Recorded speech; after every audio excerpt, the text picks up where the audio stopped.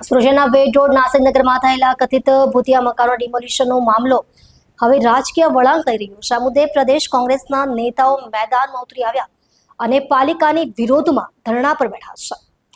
ધારાસભ્ય તુષાર ચૌધરી સહિત કોંગ્રેસી આગેવાનોએ સુરત મહાનગરપાલિકા સામે આક્રોશ વ્યક્ત કર્યો। તુષાર ચૌધરીએ કહ્યું, પાલિકાની તપાસ સમિતિ માત્ર નાટક છે। જે લોકો આ સમિતિમાં છે તેમના પર પણ તપાસ ચાલી રહી છે। આ એક મજાક છે।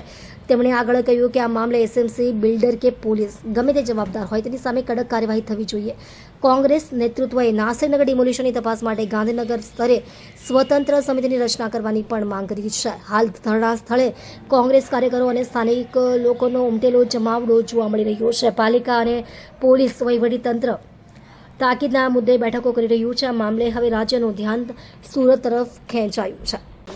जिस तरह आप देख रहे हैं कि यहाँ करीबन 100 से अधिक परिवारों के घर तोड़े गए हैं।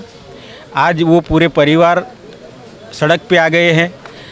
तो हमारी पहली मांग ये है महानगर पालिका के थकी कि उनको वैकल्पिक व्यवस्था का आयोजन किया जाए, उनका रहने का प्रबंध किया जाए, उनके सोने का प्रबंध किया जाए, उनके खाने का प्रबंध किया जाए और आने वाले दिनों में जब सरकारी आवास का आवंटन हो तो उनको प्रायोरिटी देके भी उनको सरकारी आवास दिया जाए।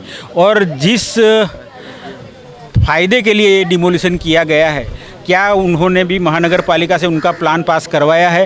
क्या उनके पास अधिकृत उसकी अवधि की सम्मति है? अगर नहीं है तो उनकी भी जांच की जाए और उनका अगर इलीगल कंस्ट्रक्शन है तो वो भी तोड़ा जाए। ये हमारी मांग है।